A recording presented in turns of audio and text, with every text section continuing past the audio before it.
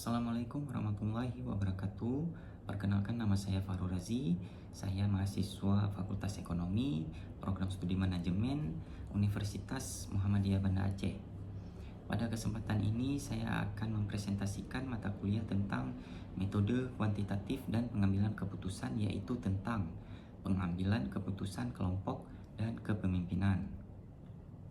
Pengambilan keputusan dapat dilakukan atas dasar perorangan atau kelompok. Kelompok adalah himpunan, kumpulan, atau jumlah orang yang dianggap ada hubungannya satu sama lain atau disatukan oleh ikatan atau kepentingan bersama. Tanpa adanya bantuan dari berbagai pihak, manajer akan merasa kesulitan untuk membuat keputusan yang sesuai. Melibatkan pihak lain dalam pembuatan keputusan sangat dibutuhkan. Hal ini dapat berupa formal seperti penggunaan kelompok atau informal seperti permintaan gagasan-gagasan. Karakteristik situasi dan gaya pembuatan keputusan. Option A, adakah persyaratan kualitas di mana suatu penyelesaian lebih rasional dibanding yang lain? Option B, apakah manajer mempunyai informasi yang cukup untuk keputusan yang berkualitas tinggi? Option C, apakah situasi keputusan terstruktur? Kemudian option D, apakah penerimaan keputusan oleh para bawahan manajer merupakan faktor kritis implementasi efektif keputusan? Selanjutnya option E, apakah manajer mempunyai informasi yang cukup untuk membuat keputusan yang berkualitas tinggi? Kemudian option F, apakah para bawahan manajer menyebarkan tujuan organisasi untuk dicapai bila masalah dibicarakan? Kemudian option G, apakah penyelesaian yang disukai akan menyebabkan konflik di antara para bawahan? Kelebihan yang dimiliki dalam pengambilan keputusan. Yang pertama, dalam pengembangan tujuan, kelompok memberikan jumlah pengetahuan yang lebih besar. Kedua, dalam pengembangan alternatif, usaha-usaha individual anggota kelompok dapat memungkinkan pencarian lebih luas. Ketiga, dalam penilaian alternatif, kelompok mempunyai kerangka pandangan yang lebih besar. Dalam pemilihan alternatif, kelompok lebih dapat menerima risiko dibanding pembuat keputusan individual.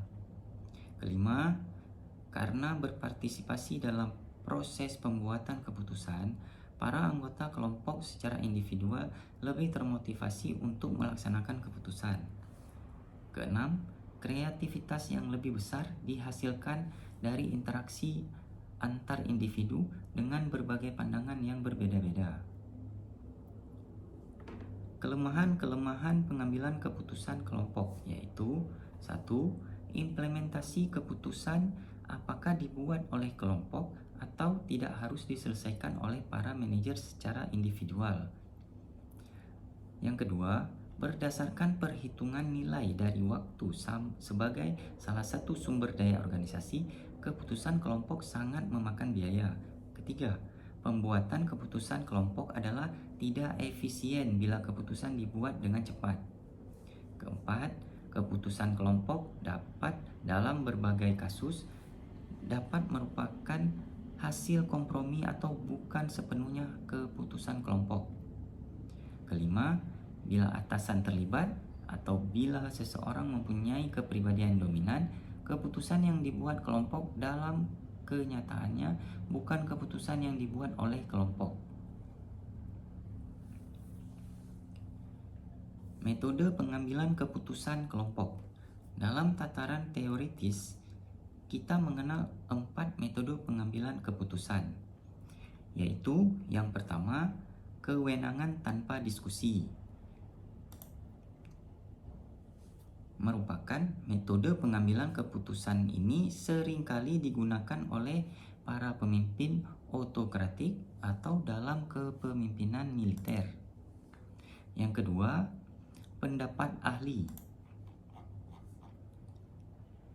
Kadang seseorang anggota kelompok oleh anggota lainnya diberi predikat sebagai ahli, sehingga memungkinkan memiliki kekuatan dan kekuasaan untuk membuat keputusan.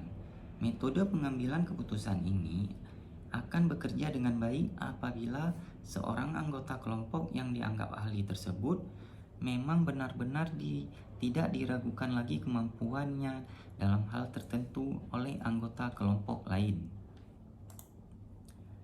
Kemudian yang ketiga, kewenangan setelah diskusi. Artinya keputusan yang diambil melalui metode ini akan mengingatkan kualitas dan tanggung jawab para anggotanya, di samping juga munculnya aspek kecepatan dalam pengambilan keputusan sebagai hasil dari usaha menghindari proses diskusi yang terlalu meluas. Keempat, kesepakatan. Kesepakatan atau konsensus akan terjadi kalau semua anggota dari suatu kelompok mendukung keputusan yang diambil. Nah, keempat, metode pengambilan keputusan di atas menurut Adler dan Rodman tidak ada yang terbaik, dalam arti tidak ada ukuran-ukuran yang menjelaskan bahwa satu metode lebih unggul dibanding metode pengambilan keputusan lainnya. Sekian presentasi dari saya, lebih dan kurang saya mohon maaf. Saya akhiri, wabillahi taufik wal hidayah. Wassalamualaikum warahmatullahi wabarakatuh.